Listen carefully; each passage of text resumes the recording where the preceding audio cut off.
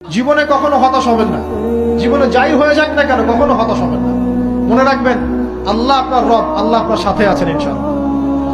এই সমাজ আপনাকে যেভাবে শেখায়, কিভাবে শেখায়, এই যে স্কুল, কলেজ, ইউনিভার্সিটি, চাকরি, বিয়ে, সন্তান প্রতিপালন, আর তারপর ইন্না লিল্লাহি ওয়া ইন্না ইলাইহি রাজিউন, এই তো শেখায় নাকি?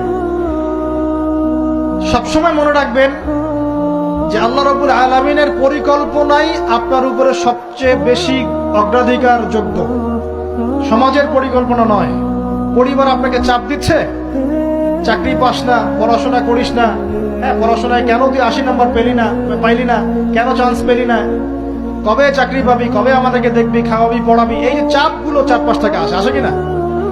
এতে করে অনেক যুবক দেখা যায় মাদকাসক্ত হয়, অনেকে দেখা যায় আত্মহত্যা করছে ইদানিং, করছে কিনা ভাই? এই শব্দটা থেকে আমি এই পয়েন্টটা আজকে লিখেছিলাম যে ভুলেও আল্লাহর প্রতি বিশ্বাস এবং তাওয়াক্কুল হারাবেন না। সমাজ যেভাবে শেখায়, সমাজ চারপাশে যে চাপ আপনাকে দিচ্ছে, এই চাপে নিজে গা ভাসিয়ে দিবেন না। আপনি আল্লাহর কাছে দোয়া করবেন, আল্লাহর কাছে পথ চেয়ে নিবেন এবং আল্লাহর প্রতি তাওয়াক্কুল ভরসা করবেন। কখনো আত্মহত্যার পথ বেছে নিবেন।